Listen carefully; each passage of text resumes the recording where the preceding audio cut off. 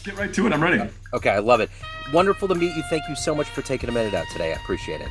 I'm honored to be with you, and thanks for having me on. Yes, sir. So let's begin our journey with this. I ask it all the time, but it's such a big part of our lives. COVID 5 years ago was happening, raging, changing everything. How did you get through that era? How did you get through it? And how has it changed or influenced the way that you do things now? Wow. So such a great question. Um, I I was addicted to marijuana for a big part of it. And part of it was because I was working on my third book, and there was just an incredible synchronicity of the pandemic shutting down the world as my understanding of this book started to come online.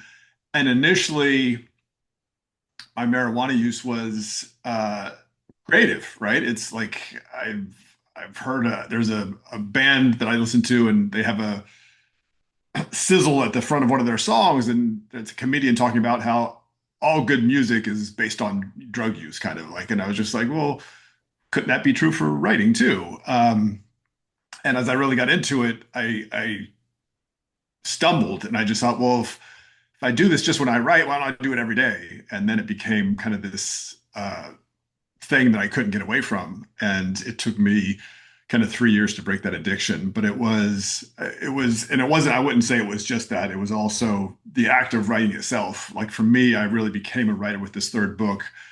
And how that happened was I journaled during trying to figure out for the first 2 years, 2021 or 2020 and 2021.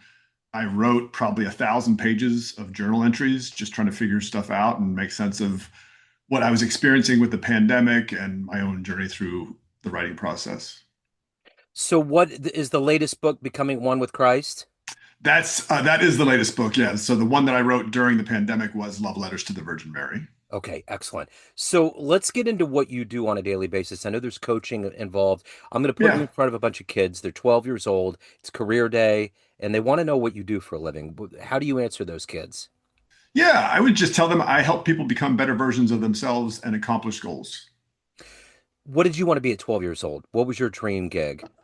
I at 12, I would say probably either an actor in Hollywood, or a comic book writer, or not a writer, but probably an artist, like a comic book artist. Okay. Are you from that area originally, North Carolina? Where were you born and raised? So no, I was born. So my dad was in the Marines. So I was born outside Washington, D.C. at an Army hospital. And then we grew up quite extensively up and down the East Coast. I spent 3 years in Japan between fifth and seventh grade. And then I graduated high school from the Marine Corps base here at Camp Lejeune in North Carolina. I joined the Marines, traveled extensively, and now I've been in North Carolina for 17 years. So, what were the foundational elements growing up that gave you this love of writing, comic books, acting, movies? What was that? How did that happen? So one of the challenges or difficulties of growing up in the military, at least for me, it was a challenge, was you move every 2 or 3 years. And this is obviously well before the time of Facebook or text messages. So you're not going to see the people unless you get stationed at the same duty station with another person's family. The chances of you running into people again are very slim.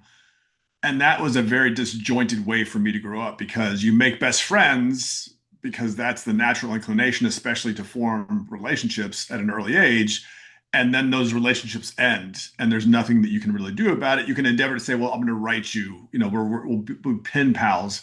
That doesn't really work. So I would say I remember watching cartoons or like the Spider-Man cartoon, the old black and white one with the real, or not the black and white, but the really cheesy music, the Batman and Robin TV show with Adam West, and then Super Friends. And so superheroes were always sort of a hallmark for me.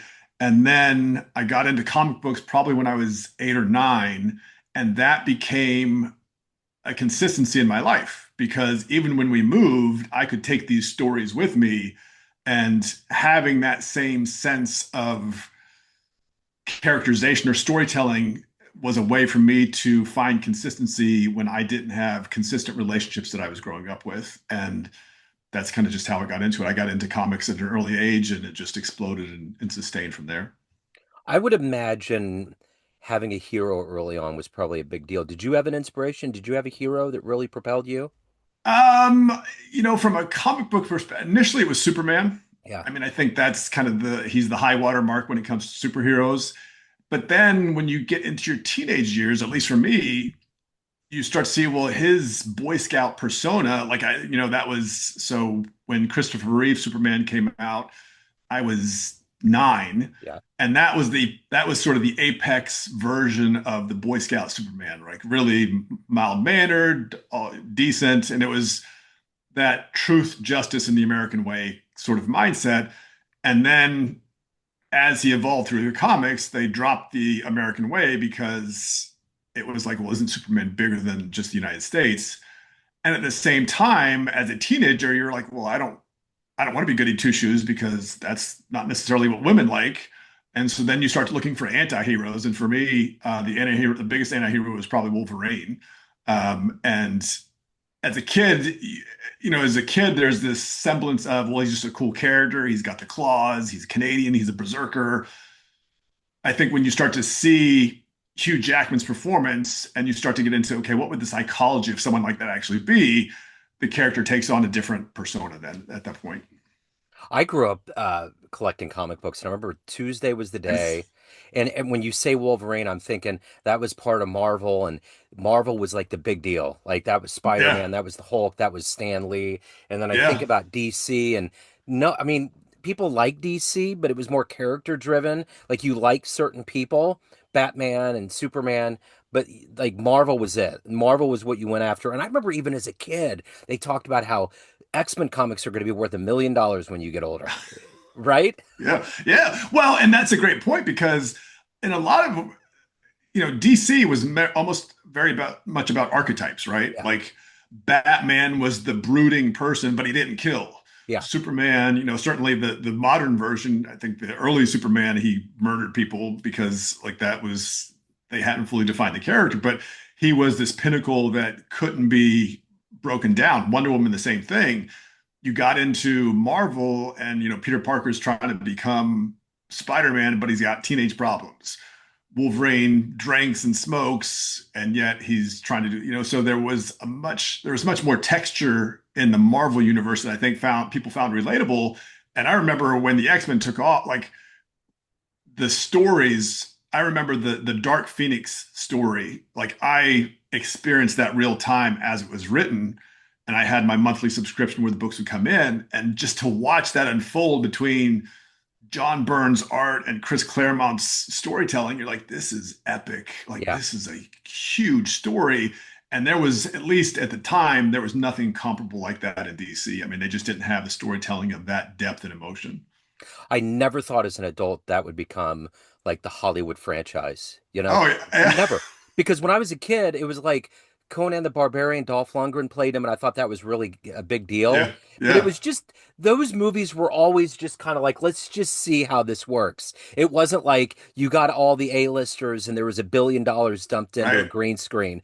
So the fact that those were the things now, it still blows me away because those were just comic books that I would get as a kid, and it was just a novelty, you know? Well, and they were always one-offs, right? Because Yeah, you'd have Superman or you'd have Batman, but they never came together. And you're no, like, oh, that's just like they can't make that fit because it's yeah. too big. Like in the comic books, meanwhile, I had, multiple Earths, multiple versions of Superman. And then, I mean, obviously the game changer was Robert Downey Jr. and Iron Man Yep. because that laid the foundation. And I mean, that to see how that took off. I remember when the first Avengers came out, like having goosebumps when you first see him and Captain America appear on the screen. You're like, holy crap, they're Yeah, actually doing this. that's Like, it it. was cool. Yeah. So, what, as far as books were concerned, literature, what was the Yeah. book early on? What was one of the seminal books for you? Frankenstein, Mary Shelley's Frankenstein. I mean, just I used to that and Edgar Rice Burroughs' Tarzan series. Yeah. Like, just both kind of noble savages in their own right. I think Frankenstein was so enchanting. The more I got into the backstory of here's this 18-year-old woman who writes this incredible story about abandonment in the heart of, I think she wrote it at the beginning of the Enlightenment, when there was this divorce from the idea that men were romantic, but they were romantic up to a point, and then they'd go be romantic with someone else. So it wasn't about fidelity, it was just about exploring romance. And there's so much poignancy in that story that, I mean, it's still one of my favorite. I probably have three or four different versions of the book, just because it's such a beautiful capture of, I think, what it was like in Europe at that time. Yeah. So let me ask you this. If you could be a fly on the wall and watch a writer create, because we kind of have this behind the scenes of athletes and business people and all of these different professions, even Stan Lee, there's always been these things, but writers tend to be more reclusive. Who would you Yeah, love to have seen in their creative moments, like how they did it? Like maybe 20 cats on a table with Hemingway trying to type and he can't get the right. tails out of his face. Oh man, You know, that's something like that. honestly, I would say probably Stephen King, Okay. because one, just the breadth of work that he's done, right? I Yeah. mean, I remember reading Christine and Cujo, and the book that probably one of the books that influenced the most was Pet Cemetery, Yeah. because reading that book, I could feel myself in the woods as they're going to like bury this cat the first time around. And then just the haunting atmosphere. And then you read the backstory of what it took for him to write that book, and he didn't want to publish it because he thought it was too scary. So to see how that process unfolds in a mind like his, if nothing other for the fact that his characters are so relatable. Like Yeah. there's an accessibility to his characters. And it's not say nothing of, Hemingway or Tolstoy or any of these other people, because of the abundance of creativity that he's found in his genre and the expansive universe. Because now I know, at least I don't follow a lot of his work as much anymore, but I understand, he'll reference other stories in his books now. Like this happened where this dog attacked this people, in another story. And you're like, wow, he's created this huge organic universe that he has. I mean, when you think about what he's done with his mind, it's quite extraordinary. And he's come up with amazing stories. I mean, even Oh like yeah, Shawshank Redemption and some of those yeah. Lean on Me, those stories. And I just wonder sometimes with him, like if him and his wife are hanging out and he's kind of quiet, if she ever just stops and restricts herself from saying, "What are you thinking about?" Because she's probably like, "I don't want to know." Right. Well, and it He's was it was her, and she was the one who convinced she and the publicist convinced him to publish Pet Cemetery. So I mean, yeah, it's yeah, but that's a really good point. And I mean, there's like, so in one sense, you have this eerie, just creepy feeling Pet Cemetery, where you're watching the main character slowly go insane by what he's doing. And then you have something that's really elegant by Lean on Me, which captures a very sort of Bruce Springsteen almost feel of growing up in America at a specific time in our history. yeah. Which that's a movie I would like to see. Interesting Springsteen. That looks like that's going to be a I good film. just I just saw it this weekend. It was much more it was deeper than I thought. Like I thought it was just going to be about like Bruce, but it was much Yeah. more this kind of the torment of him trying to reconcile his past. So So, have you seen him live? I did. Oh my gosh, it's probably been 15 years, but I saw him in Charlotte years ago. Yeah. I hear it's amazing. Like Three his hours. energy. Yeah. 3 hours. Yeah. Yeah. He just does. Yeah, he's good. So let me ask you this. What is it that gets you up every day to write, to create these worlds, to coach, to do all of these things, take care of your soul? What's your energy every day to get all of this done at a high level?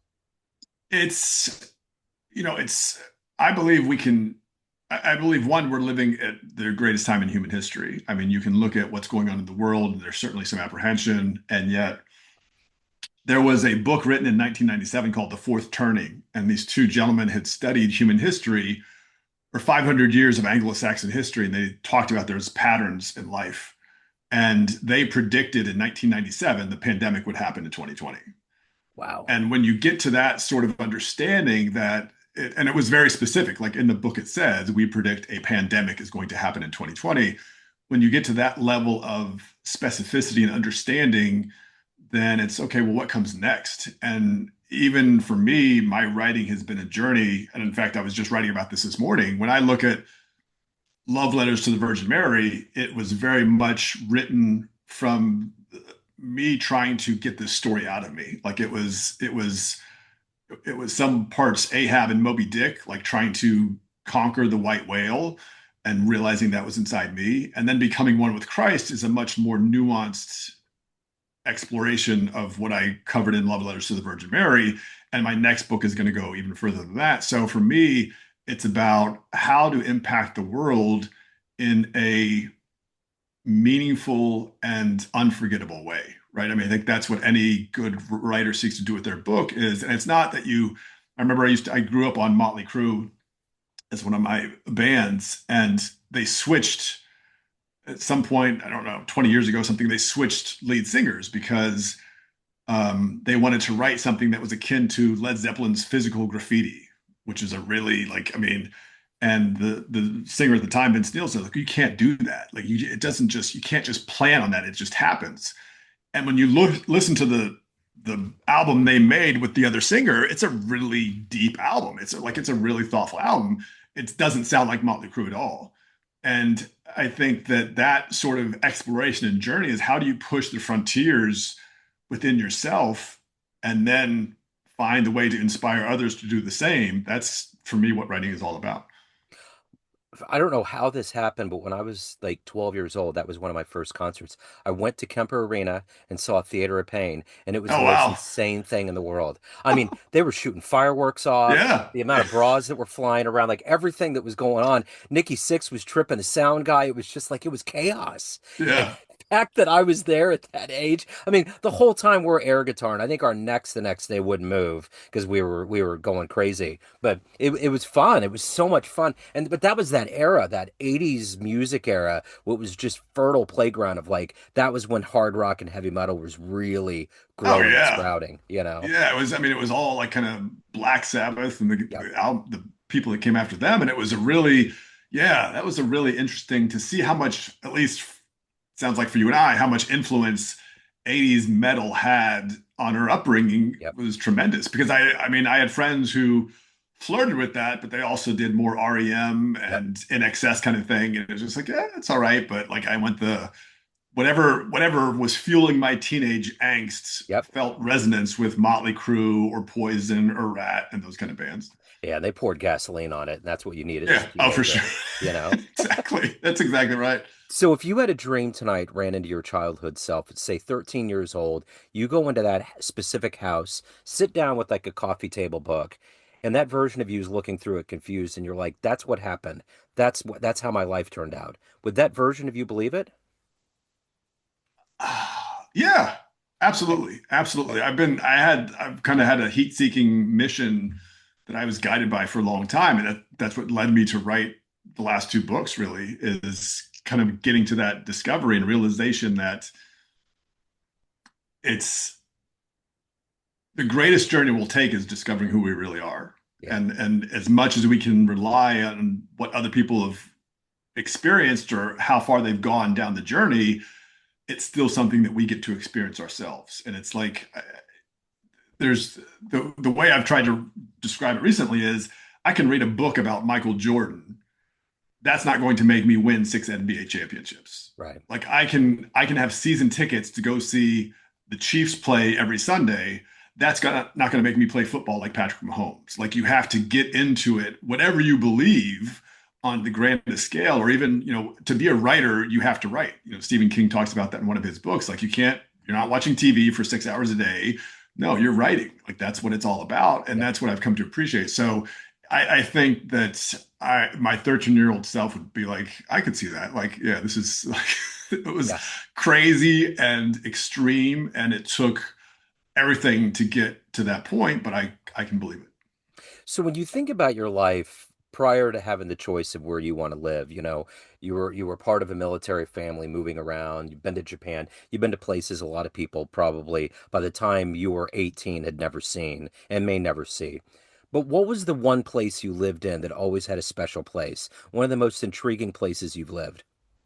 Oh, without question, Japan. We lived on Okinawa, Japan, and for the first, I want to say the first 9 months, 3 months spent in a hotel on base because we were waiting for housing to open up.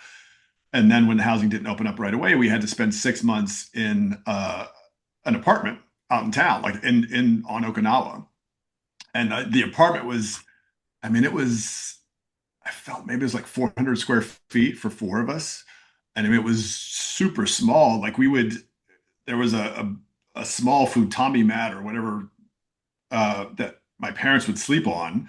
And then my brother and I had these fold out beds that we would sleep on next to them. And it was small, but just the experience of Okinawa, especially at such an impressionable age. It's subtropical. It's surrounded by coral reefs. The water is that turquoise blue that is just beautiful.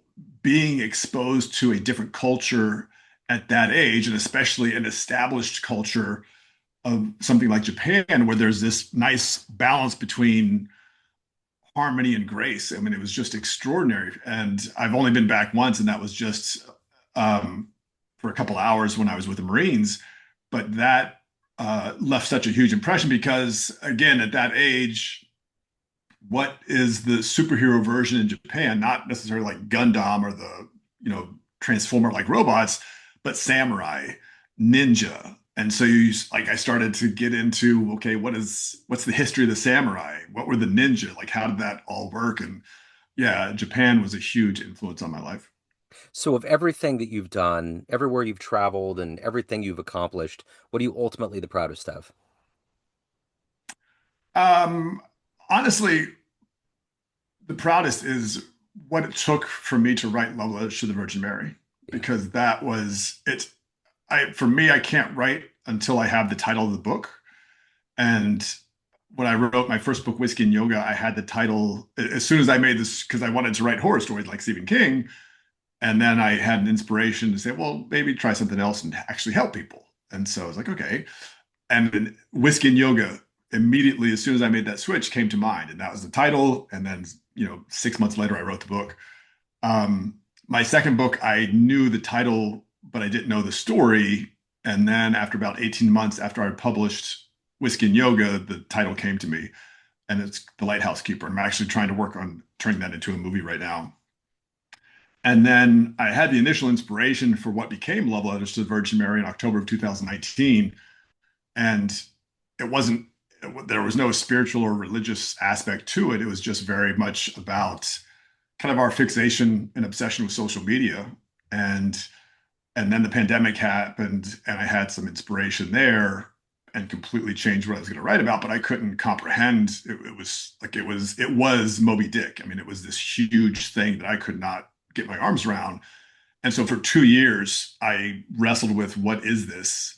And finally, in November of 2021, I came up with the title, and then I wrote the first draft in 3 weeks. And just that experience, the daily experience of going through the pandemic, trying to continue to, stay present with work, and then figuring out what I was going through and what I was going to go through in order to write this story was the greatest and most extraordinary experience of my life because it really did force me to look into some very dark caverns of doubt so that I could see light. So, at the end of the day, everyone has a perception of you family, friends, everyone that gets your books, everyone that you coach, but you run the show. What's your perception of you? Who do you think you are? Oh man, I am a storyteller. I am someone who uplifts and inspires, and I hold myself to a high standard every single day.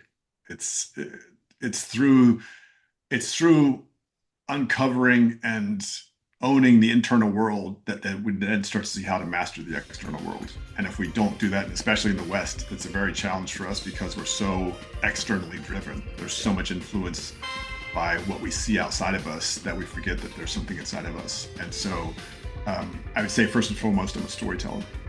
So, if anyone wants to get your book, speaking of storytelling, they want to hire you as a coach, any questions, reaching out, how do they do that? I'm available at davidrichardsauthor.com, and you can find me on social media at davidrichardsauthor as well.